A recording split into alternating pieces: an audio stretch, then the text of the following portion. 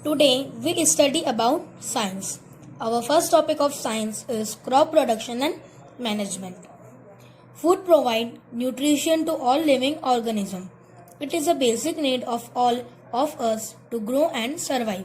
जो फूड है वो सभी लिविंग ऑर्गेनिजम्स को न्यूट्रिशन प्रोवाइड करता है और ये मनुष्य की बढ़ने और जीने के लिए बहुत ही आवश्यक है.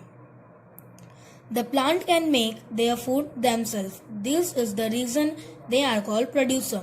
जो प्लांट्स होते हैं वो अपना खाना खुद बनाते हैं, इसलिए वो प्रोड्यूसर कहलाते हैं. The animal and humans depend on plant and other animal for their food requirement. जो एनिमल्स और ह्यूमंस हैं वो एक दूसरे पर डिपेंड होते हैं अपने भोजन के लिए. The energy gained by food is utilized for growth, development and other activities of the body. जो हम खाना खाते हैं उसकी जो एनर्जी हमें मिलती है वो ग्रोथ में, डेवलपमेंट में और बॉडी की अदर एक्टिविटीज जो होती हैं उसमें यूज होती हैं. The increasing population of human demand more food for its survival. जो इंक्रीज हो रही है पॉपुलेशन ह्यूमंस की वो डिमांड कर रही है कि फूड की हमें ज़रूरत है. So in order to meet the need of food of all people, regular production, proper management and distribution of food is necessary. Let us know how it can be done systematically. Agriculture, the branch of science which deals with cultivation of plant and rearing of animal is called agriculture. अब agriculture वो होता है, आपने खेत देखे होंगे जैसे आप इसमें भी देख सकते हैं. वो जो खेत होते हैं वो काफ़ी बड़ी ज़मीन होती है, उस पर बीज बोना, फिर उसके अंदर खाद डालना, फिर उसकी कटाई करना और जानवरों की मदद से खेत को जोतना, उसे एग्रीकल्चर कहते हैं. In other words the art of practice of cultivating land is referred as agriculture. The art of practice of cultivating मतलब जो प्रैक्टिस कल्टिवेटिंग होती है, मतलब जो बोते हैं, काटते हैं. Land is referred as agriculture मतलब इसका इजी फॉर्म है. The branch of agriculture which deals with food, health and management of animal is known as animal husbandry. Agriculture is the largest occupation in our country and a major amount of our population depend on it. Agriculture जो occupation है हमारी जो India है उस सबसे ज़्यादा वहीं पर होती है अपने इंडिया में, और वो अपनी पॉपुलेशन पूरी उस पर ही डिपेंड है. We depend on it for our food, clothing, shelter and many other things that we use in our everyday life. हम एक तो खाने के लिए तो डिपेंड है ही, और क्लोथिंग के लिए भी है, मतलब जूट है, कॉटन है, और शेल्टर मीन्स जो छांव, घर का छत, मतलब जैसे कोई पतरा वगैरह डलवाता है, छत रहती है, उसे शेल्टर कहते हैं. And many other things that we use in our everyday life. The plants which are grown by farmer in large numbers to get useful product are known as crop or crop plant. जो पेड़ पौधे जो farmers उगाते हैं large number में, उससे successful हो जाते हैं तो वो क्रॉप्स और क्रॉप प्लांट्स कहलाते हैं. Crops and their classification.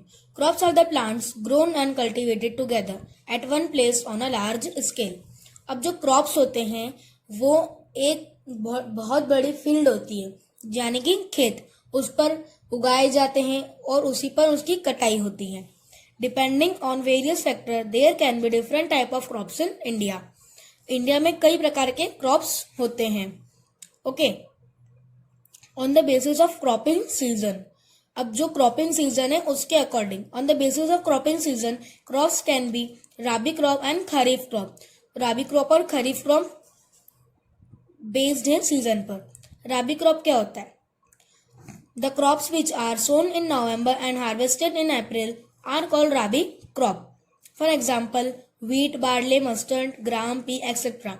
मतलब कि जो क्रॉप नवंबर में हम उगाते हैं और उस अप्रैल में उसकी कटाई करते हैं वो राबी क्रॉप कहलाते हैं. एग्जाम्पल व्हीट हो गया, बार्ले हो गया, mustard, gram, pea etcetera. Kharif crop क्या होते हैं? The crop which are sown in June and harvested in October are called kharif crop. जो क्रॉप जून में उगाते हैं और अक्टूबर में हार्वेस्ट करते हैं वो खरीफ क्रॉप कहलाते हैं। फॉर एग्जाम्पल राइस, मेज, बाजरा, cotton, groundnut etcetera. The crops grown between March and June are known as Zaid. जो क्रॉप मार्च और जून के बीच में उगाए जाते हैं वो कहते हैं ज़ैद। जो राबी क्रॉप होता है विंटर सीजन में ग्रो होता है और जो खरीफ क्रॉप होता है वो रेनी सीजन में ग्रो होता है।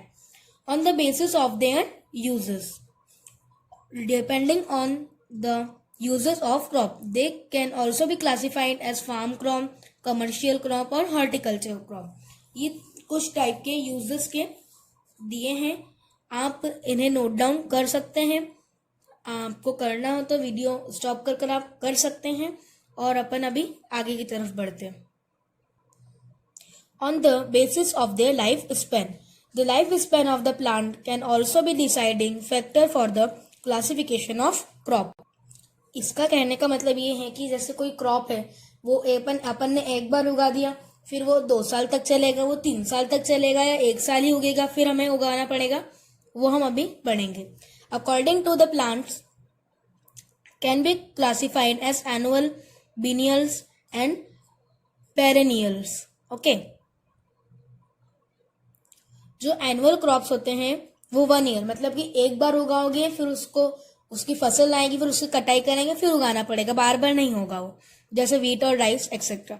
अब बाइनियर्स क्या होते हैं? वो 2 ईयर्स और सीजन, वो 2 साल तक उगते हैं, जैसे रेडिश और टर्निप एक्सेट्रा। जो रेडिश होती है अपन ने एक बार उगा दी, वो एक बार फसल देगी, फिर उसकी कटाई करेंगे, वो दोबारा फसल देगी।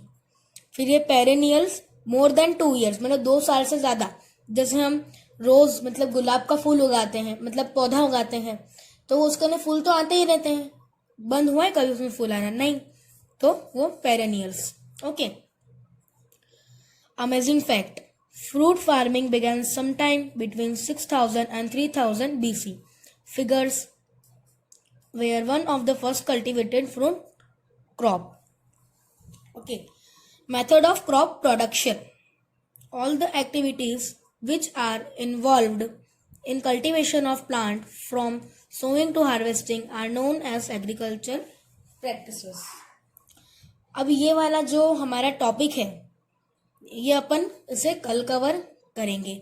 ओके, क्योंकि अगर अपन सब एक साथ पढ़ लेंगे ये चैप्टर थोड़ा समझ तो आएगा लेकिन आगे बहुत बड़ा है ये, इसलिए हम इतनी अच्छी तरीके से इसको नहीं समझ पाओगे, तो मैं इसे कुछ पार्ट्स में डिवाइड कर कर आपको पढ़ाऊंगा। और अगर आपको किसी को भी नोट्स की इसकी ज़रूरत हो या और अच्छे से समझना हो या आपको टेस्ट वगैरह चाहिए हो इसके, तो आप मुझसे कांटेक्ट कर सकते हैं। मैं वीडियो में भी डाल दूंगा और डिस्क्रिप्शन में भी डाल दूंगा। Thank you.